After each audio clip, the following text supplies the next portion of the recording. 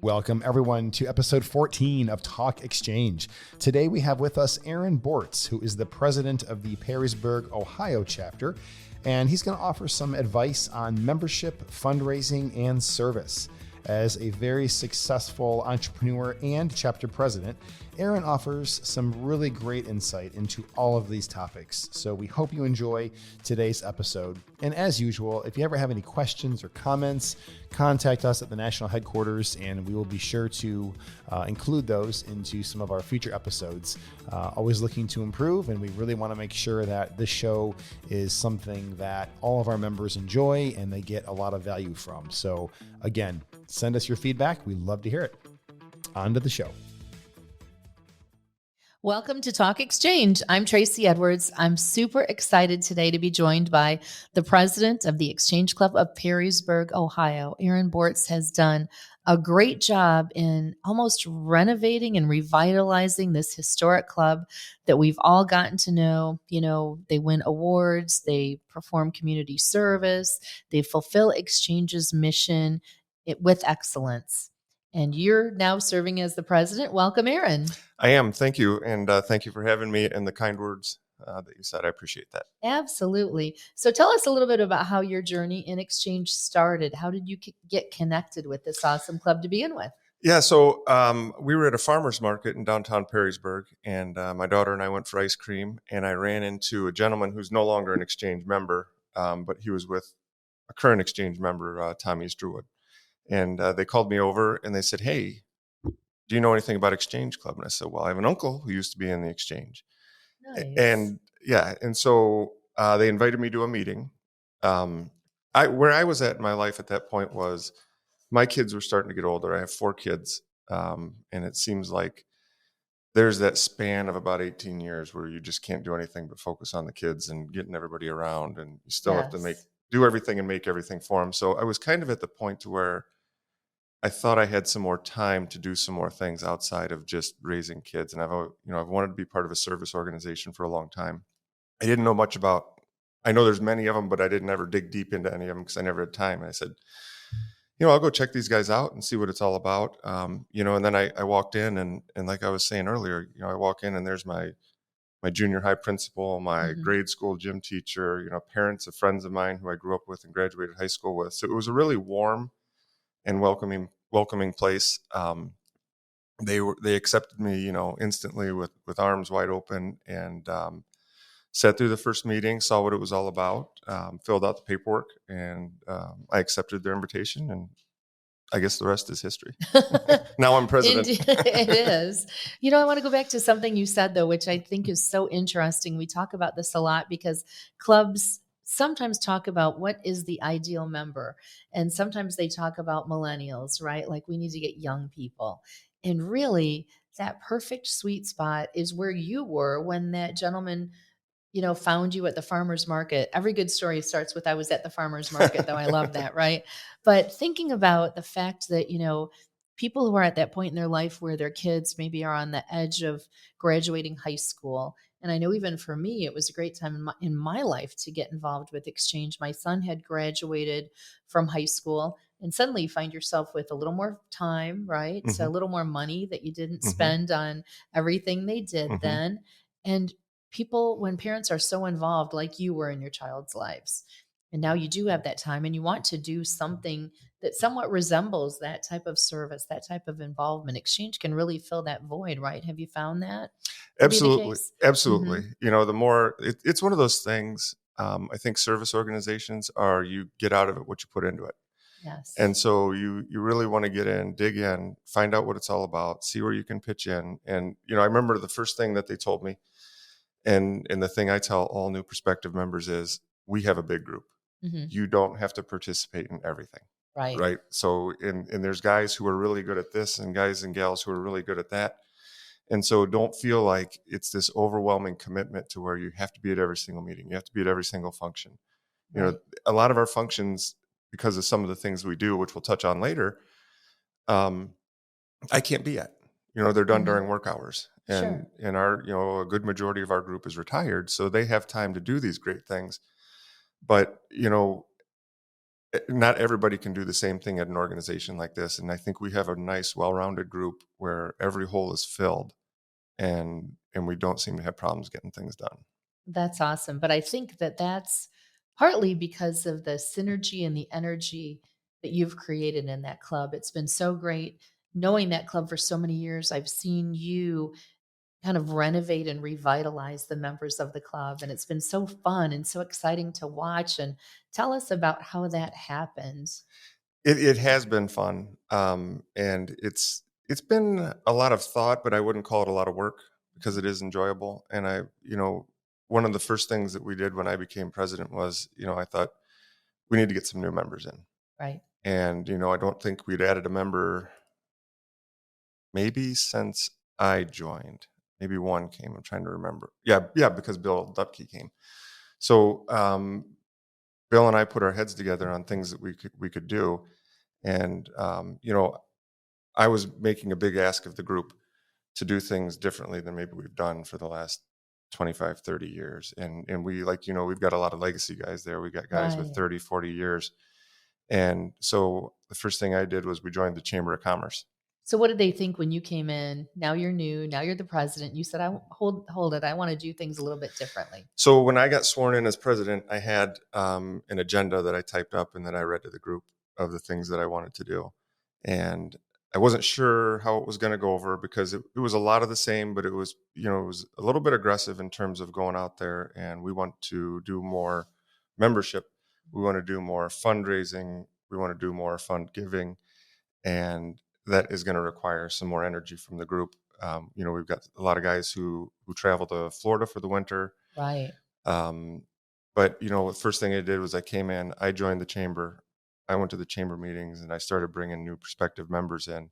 And the nice thing is a couple things have happened from that. One, we've seen the trickle down now to where we have other members actively pursuing new members. And then the other thing that it did was I delegated some different responsibilities like student of the month and things like that to some key people. And I can't put my finger on any one instance that did it, but you can feel the energy in the room is just growing and growing. And we took a hit from COVID. Right. Our group took a hit from COVID. We lost Mhm. 3 members. We had 3 members pass away. Oh gosh. Yeah, not all. I don't believe they were all COVID related. We had some other things in there, but the meetings weren't happening as regularly. Mhm. And so when we did have a meeting, it wasn't the same as they were. So the energy wasn't there. So, I think the idea of getting back in, doing some new things, and then most importantly, seeing positive results from those. Yes. And so the idea of getting new members, as soon as we hear the word new member, everybody's ears kind of perk up in the room. And so I think that it's really starting to, it's contagious. And I tell you, this group of people, a lot of them go to church together. Right. A lot of guys are in the same golf twosomes and foursomes. Mhm. They pal around a lot. It's a unique, special group from my perspective, and it's fun to see this thing kind of come back to life. It is. You mentioned a lot of camaraderie. I like what you said about your plan because it shows that you were intentional. You came in with intention about a focus on membership and growing membership and a focus on fundraising and doing things differently. And you were great at getting the buy-in, and now people are excited. And it makes me think almost when they saw new people joining, that excited them, but it also made them think, hey, I'm here and somebody else wants to be part of this too. That's awesome. It did, and it was an agenda that I came in with, and like I said, it could have gone one of two ways. Fortunately, these guys and gals recognized, what I was looking to do was nothing but positive for the club. Right. And once you get that buy-in, I find the same thing in my work life. If you're willing to do the work as well, not Mhm. just give the agenda, but dig in and do the work, then it kind of becomes contagious. And it's been a lot of fun to watch. This has been a big. It's not an accomplishment on my part. It's a great accomplishment on the club's part. Absolutely. And I love that because I saw when I came to the meeting too, the involvement and the excitement of everybody. So again, great buy-in. They're all excited and it's so much fun to see and a great example for clubs nationwide. We have a lot of clubs in the same situation, right? Especially post-COVID where they needed that boost, that burst of energy for somebody to continue. Yeah, and I want to add one more thing. The meeting you came to, a couple things. One, if we could bottle what you say and how you say it, we would never have a problem getting Aw. membership, right? And then number two, I think us being so close to national headquarters. I know it's not Mhm. feasible for every group in the Right. country, but anybody who's out there listening in the exchange world, more involvement with headquarters is a good thing Well, because absolutely, and I appreciate that, and, I'm just saying they may not be close in proximity, but they can always reach us via Zoom, via the phone. yeah, you don't Mhm. have to be close in this day and age to take advantage of the resources that are there. And I honestly look at, I guess I can kind of pinpoint a moment when it really started to turn. And I do think it was when our club made the trip to headquarters and had the lunch in. And because we all tend to live in our own little worlds, and our own perception is our own reality.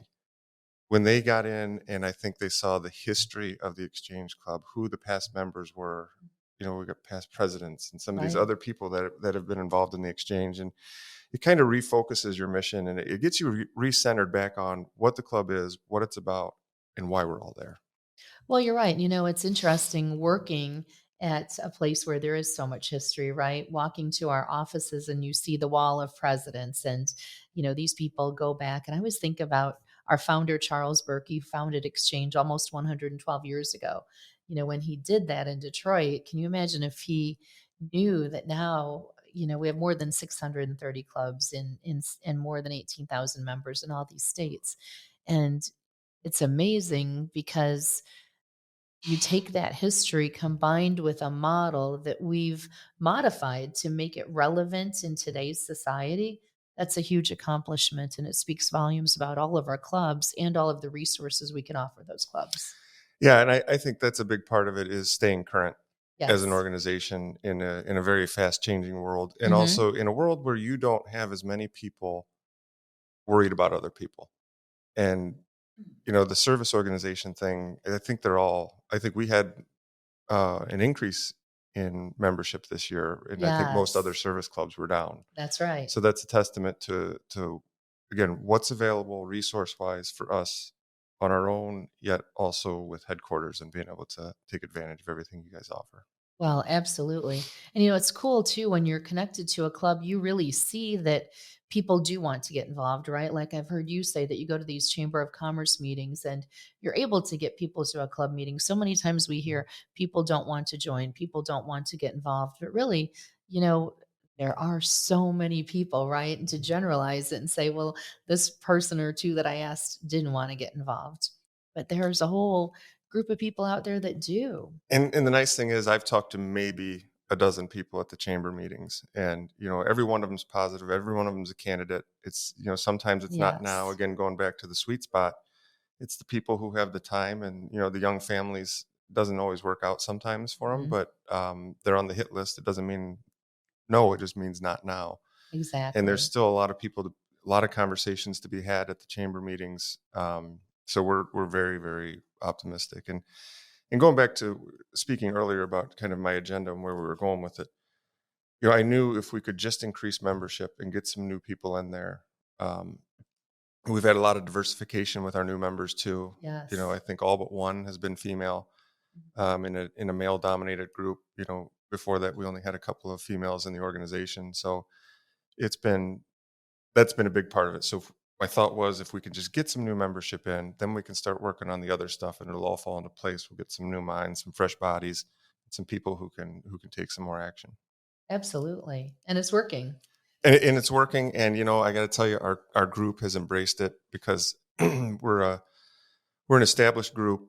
There's a lot of knowledge in that room. There's a lot of experience, a lot of wisdom. These guys have been doing this for a long time, and there's so much to learn from these guys that the new folks and myself included, you could still fill a warehouse with stuff I don't know about the Exchange Club, right? I'm not the end all be all.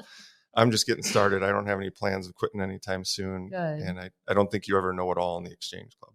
Well, you're right. And, given that, where do you see what's next? What's next for the club before June 30th, the end of this fiscal year? And then the coming year, you talked a little bit about that. And even, 3 years down the road, now that the club has achieved this momentum and this excitement, where do you see it going from here?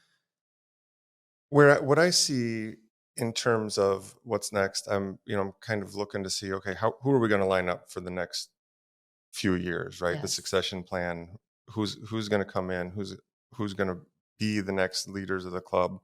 I really want to continue to keep membership growth strong. If we can pick up a few more members before June 30th, that's kind of the goal. I think our next step then is, so when I came in, my agenda had 3 points. It was, membership, fundraising, and then new places to give. And Nice. we do quite a bit of giving. But I think there's some other things. One of our big goals this year is to implement the ACE Award. Great. Because we're in Perrysburg, Ohio, Student of the Month. These guys that come in never cease to amaze me. I mean, it's every one of them. It's 4.0, 4.5, Yes. going to be a surgeon. We got a kid come in who's going to be a rocket scientist. Mhm. It is impressive, right? But there's that other side of it too, where, these ACE Awards. Yes. I guess for those listening who don't know, it's, where you find someone who's overcome a bunch of challenges and really made something of themselves. And there was a turning point in their life where they could have gone one way, but they went this way, and they've crawled out from whatever it was that they were having issues with. And so we approached our contact at the schools with this idea. Well, first we had a couple members raise their hand and volunteer who think it was an excellent idea. Awesome. No surprise, they're former educators. Right. And it's a great fit for them. We've got a great relationship with the dean of students at Perrysburg High School. And as soon as we brought this up to her, she was like, I got 6 people in mind right now. Wow. Yeah. There's a need. So we've got a gentleman in the club who's researching this and figuring out how to best implement it. We would like to get that going probably at the beginning of next school year, so we can start fresh with that.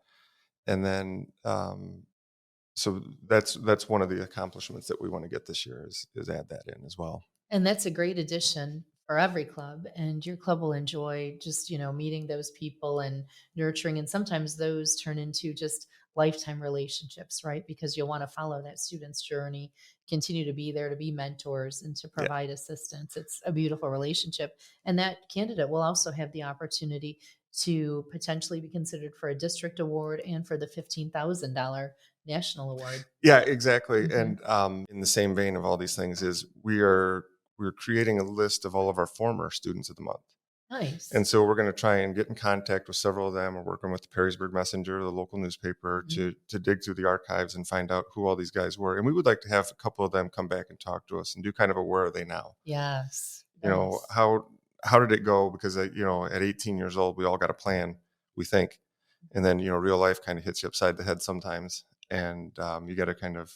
It'll be really neat to see where some of these kids go, because, like I said, we get some really, really bright people come through there. Well, that will be neat, and it'll also be cool when they reflect on what it meant to them to be recognized by the Exchange Club and bring that all together. It's so interesting because some of these kids come in and we give them an opportunity to speak, and some of these kids, just their communication skills, they knock it out of the park. And, yes. And like I said, our group really takes an interest. There's always a fight to sit at the table with the student of the month families for dinner. So Definitely. Yeah. Aaron, I've had the pleasure of getting to know you. You are a busy person. More than that, you're a productive person. You make a lot of things happen. How do you balance it all? Tell us what that looks like, because you're involved in different aspects of community service. You get involved in the community. You have a lot going on in your personal and professional life.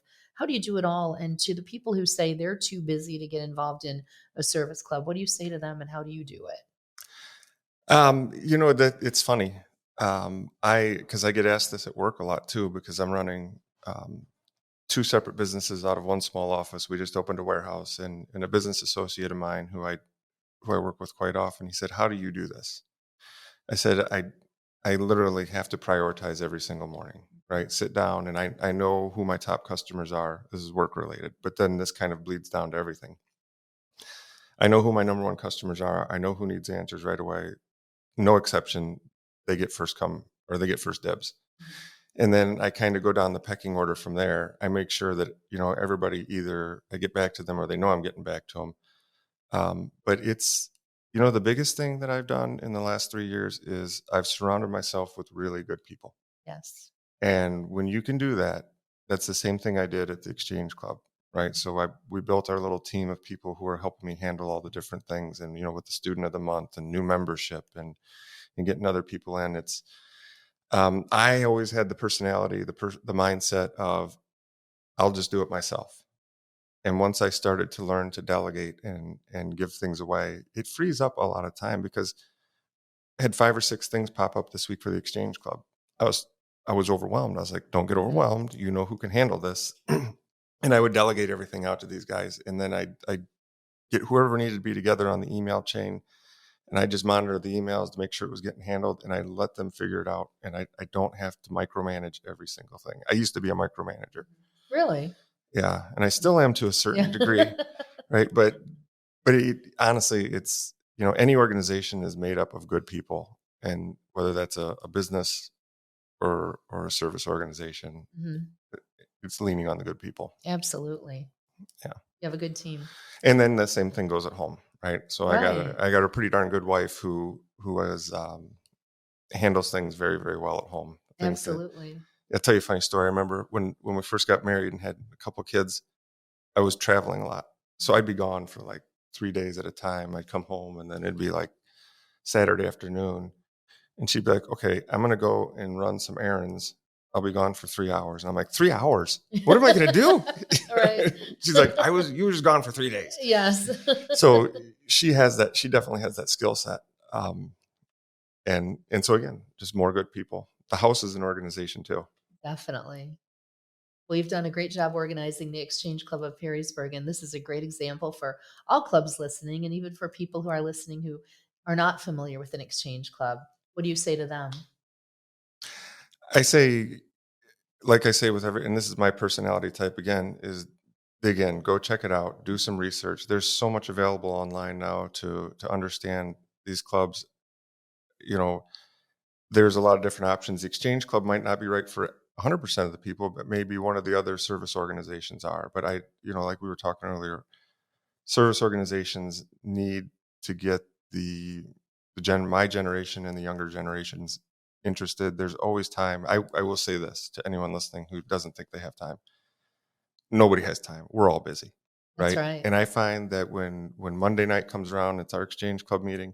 Yes, it is a crunch for me to get everything done I need to do the 3 days leading up and making sure I get it. But I will also tell you this, when I walk out of there at 8:30 on Monday night, I feel better about that than I do anything I accomplish in business or anything other aspect of my life. I'm always so glad that I went and poured my heart and soul into that meeting. Wow, that's a great testimonial. It Makes it worth it. It does. It's interesting because you have to switch gears so fast, and come out of the workday and jump right into the Exchange Club. And I'm kind of glad we have this little half-hour cocktail hour before dinner, because it lets you kind of unwind for a minute and Right. and start to get into the mode of Exchange Club, and you start having the conversations and making sure all the T's are crossed and the I's are dotted for the meeting. And I got the spelling and the pronunciation of the student of the month right. But it's just those moments that you just start to switch the gears and you get involved. And as soon as you ring the bell, you forget about everything else in the day and you focus on the Exchange Club.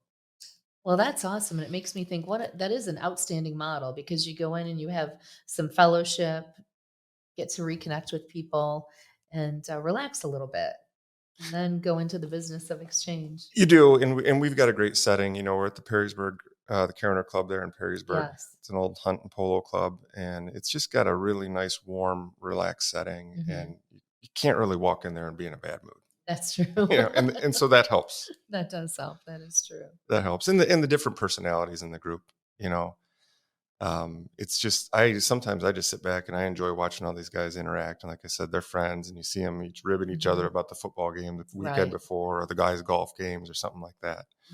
So it's a fun time. It really is.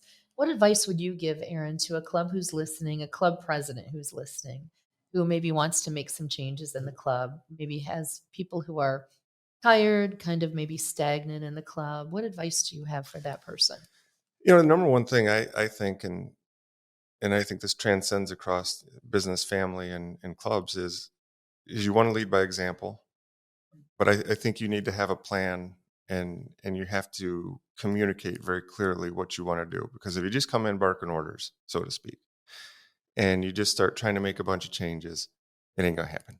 True. You're going to you're going to get a bunch of pushback and you're going to get ousted. I'm a big believer. I have a saying, a couple sayings, but this saying is, if you want someone to do something, you have to make it their idea, right? So have some conversations with people, let them understand what you're trying to do as opposed to what you're going to do, and let them kind of be a part of the solution. Let them have some say in it, right? Because if you just come in and you start telling everybody what to do, like I said, it's not going to work out. If you let them have some say in everything and give them some ownership of it, right? Because then Yes. it's on them to help accomplish it. And like I said, when we were getting things going at this club, there was, several key people that I would have conversations with and just get their opinions and their ideas. I don't think my ideas were 100% right. My agenda that I came in with was not all my ideas. It was a culmination of conversations. And then Sure. once you kind of get people on board, I find they'll run through walls with you. Hmm. I really do. And so that's kind of the model that I've been using both professionally and at the service organization level. Well, it's definitely working. So congratulations on that success and how you've, just again, re-energized people. You did mention the relationship with the Chamber of Commerce, and that's a Mhm. great solution that we recommend for all of our exchange clubs because so many times people don't know where to go to find people, right? Depending on their job, their personality. Talk about their relationship with the Chamber of Commerce and what advice you would give for other clubs in that regard. Where I would start is what I did is I reached out to the Chamber of Commerce and I wanted to talk to whoever was in charge there. And luckily for me, the fellow that had just come in went to the same high school as me, played basketball just like me. He was a few years behind me. He had just taken over the chamber, and he inherited a chamber that maybe wasn't really up to par. Okay. And so we had a lot of discussions. He is a future member. He's Good. got some young kids at home, but he's definitely on the radar. I don't want to push him too Good. hard, Right. but we started having conversations, and he kind of gave me the lowdown. Like, for instance, the one thing that our chamber does that would be a great idea if the others don't is he gives us a day. Like, we're going to have a day, I think, at the end of the year where service organizations get to stand up and give a 15 to 20-minute presentation on who their club Awesome. is and what they do, and ask them, the other thing that's great about our chamber, and I suppose if you approached any other chamber, is, and our group loves this, whenever there's a soft opening for a restaurant, a Yes. lot of these places invite the service organization. So we'll get emails, and it's, next thing you know, we got 15 guys and their families going to a Hmm. restaurant for a free meal, and being part of that first run. And I never realized this, how much communities really do like to reach out to service organizations, and how much they utilize them for things like that. And in the chamber, our experience has been they're very, very service organization friendly. And it's kind of funny because when you're in a service organization and you're at the chamber, nobody nobody feels like you're there to try and sell them something. Because Interesting. chamber Yes. is kind of a networking opportunity, right? Everybody's Sure. like, hey, I do this. What are you Hmm. doing? Well, maybe you can use this or that. No, but you really kind of disarm everyone by being part of a service organization, and then Certainly. they almost feel like if they don't spend time with you, they're being kind of a jerk for not wanting to hear about. That's a great perspective. Yeah. It's cool though. Speaking of the networking opportunity, it's so great because what we have found is when people are part of a club, when you need a service or a business service, you do business with your fellow members, right? Because you've grown to trust them and you know what they do and you learn about them. So that's how that just naturally happens over time, right? Yeah, it does. And the people you meet pass the word on for you too, right? Hmm. The number one way to get new anything is through referrals, right? Absolutely. That's a cost-free lead, and it's always nice and warm. And if somebody refers you, that means you've done a good job. So we're starting to see that as well. Hmm. New members reaching out to new people, saying, "Hey, I was just where you are 6 months ago. I joined. This is great." So we're starting to see some of that. And then you also have reference, say, hey, maybe if you're interested, talk to so and so over there. They just join, get their perspective, and see what their take is on it. And Right. it, Or somebody new to town. What better way to get to know people than to join a club like the Exchange Club? yep, that's a great Mhm. that's a great approach as well. And so we're taking full advantage of the chamber opportunity. And so far, it's, I mean, geez, it costs like $200 or something for the Right. year, right? 4 new members right out of the gates. Worth it. Definitely worth the money. Yeah. Awesome. Yeah. Well, it's been so great talking with you and learning about everything you're making happen in Perrysburg and beyond. And thank you for being a valued leader in exchange. Anything we didn't cover today that you'd like to say to the audience? First, a couple things. Sure. If I got the microphone, I'm going to use it. Please. Obviously, a big thank you to my wife who supported me in all this, right? Because I've Yes. always got a harebrained scheme, and she always supports it. And some are better than others. It's amazing as I got into my 40s, the harebrained schemes have been working out better and better. So maybe Nice. I'm a late bloomer, right? We all peak at different times. Yes. But really, just to our group, they're just such a fantastic group of individuals, and I appreciate every one of those people so much, and appreciate everything that they've built, so that we have the opportunity to carry this legacy on for them. Absolutely. Yeah, and then honestly, if anybody's listening, they have questions, want to reach out, just talk exchange. Anybody's free to contact me, and we'll make a time to talk, and I'd love to do it. Fantastic. And feel free to like the Exchange Club of Perrysburg on Facebook and contact Aaron via our Exchange Club members page. Of course, go to nationalexchangeclub.org for more. Aaron, thank you. Thank you so much, Tracy. It's been a pleasure.